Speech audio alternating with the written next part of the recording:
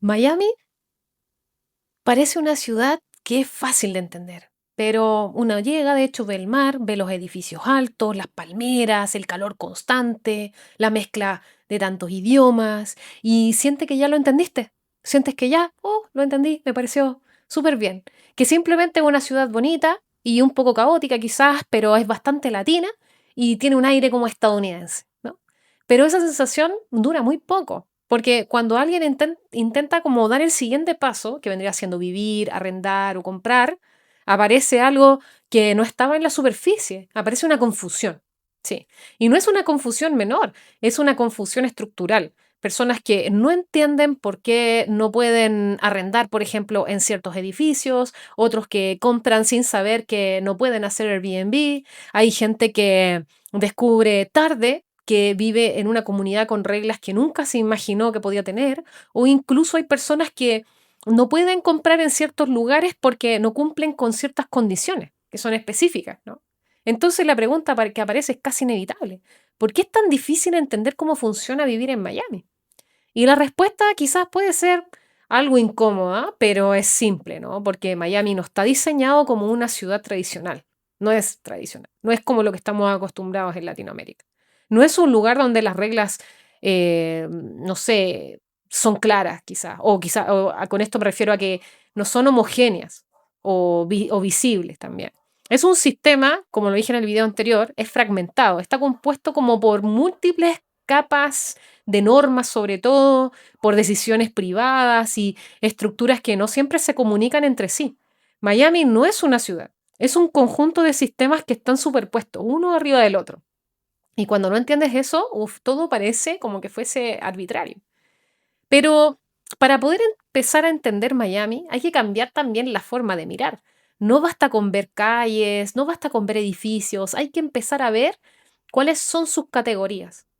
Y yo te diría que categorizarlo es muy bueno porque Miami, el tipo de vivienda, en Miami el tipo de vivienda define como casi todo. De hecho, uno de los conceptos más importantes y quizás también uno de los más mal entendidos es el de los condominios o los condos. ¿Has escuchado hablar de eso, no? Bueno, a simple vista un condominio parece como solo un departamento dentro de un edificio, pero en realidad es algo que es mucho más complejo, que es un condominio en realidad es una unidad privada dentro de un sistema colectivo, así hay que verlo. Cada departamento tiene un dueño distinto, por ejemplo, ¿no? Pero todos están como sujetos a una estructura que es común, generalmente administrada por una asociación, y esa asociación define reglas que pueden cambiar completamente la experiencia de vivir ahí. Por ejemplo, hay edificios donde puedes arrendar tu propiedad libremente. Claro. Hay otros donde puedes hacerlo solo una vez al año. Y algunos donde el arriendo mínimo es de 12 meses, o sea, menos de 12 meses no puedes estar ahí. Y otros donde directamente está prohibido, de hecho, arrendar. También hay diferencias con Airbnb. Algunos edificios lo permiten, otros lo restringen completamente, completamente, y no hay vuelta atrás. Entonces, dos edificios que se ven iguales por fuera, quizás pueden funcionar de manera totalmente distinta por dentro. Y eso es algo que mucha gente descubre demasiado tarde. Sí. Y bueno, luego están los llamados los apartments, que generan otra gran confusión que cuesta entender porque visualmente son, quizás pueden ser idénticos como a los condominios, pero su lógica también es completamente distinta, porque un apartment no se compra, solo se arrienda. ¿Sí? Así es. Un edificio completo puede pertenecer a una sola empresa o a una entidad. No hay aquí múltiples dueños y por lo tanto las reglas son mucho más estandarizadas. Esto tiene ventajas por una parte porque los contratos tienen una claridad mayor, hay menos incertidumbre, hay procesos que son más estructurados, pero también tiene algunas limitaciones, como por ejemplo que nadie puede invertir ahí, o no construyes, no puedes construir tu patrimonio porque siempre estás arrendando, dependes completamente como del sistema de arriendo, ¿no? Y para alguien que viene, por ejemplo, de Latinoamérica, donde la propiedad suele ser como un objetivo importante, porque para los latinos tener una casa es lo más importante que existe casi en el mundo, esto puede generar una frustración por alguna parte, por alguna manera, ¿no? Y después también aparece el tercer mundo, que es el de las casas, yo le digo así, Y aquí es donde muchas personas creen que todo es más simple, comprar una casa, es más fácil comprar una casa, yo puedo hacer lo que quiera. Piensan que una casa es comprar libertad, pero en Miami eso no siempre es así, no siempre. Porque muchas casas están como dentro de lo que se conoce como el HOA, ¿no? Que es el, ayúdenme con el inglés por favor, el Homeowners Association, creo que así se dice. Y esto cambia completamente la lógica, porque un HOA es una organización que administra una comunidad de viviendas y establece reglas que todos los propietarios deben cumplir.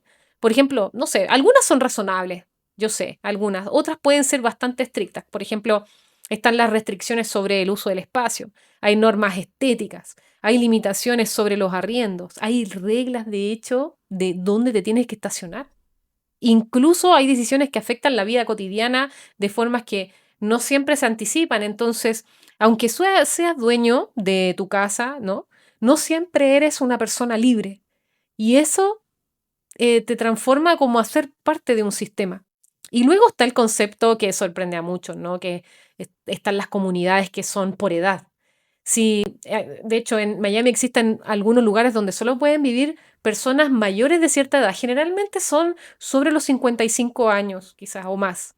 Son comunidades diseñadas como para un estilo de vida específico, un estilo de vida más tranquilo, más controlado, más enfocado como a ciertas dinámicas. Y esto no afecta, no solo afecta a quien puede vivir ahí, también afecta como el valor de las propiedades, la demanda, el tipo del entorno, pero sobre todo muestra algo que es importante. Miami segmenta a las personas, ¿sí? No solo por dinero. Miami segmenta a las personas también por su perfil. Y aquí es donde todo empieza como a tomar forma, porque lo que parece un desorden en realidad es un sistema que está muy bien definido. Es un sistema donde cada tipo de vivienda, cada edificio, cada comunidad funciona como un filtro. Y un filtro, en realidad, yo te diría que selecciona quién puede entrar y quién puede quedarse y bajo qué condiciones puedes estar acá. Eso es más que nada el tema de las reglas.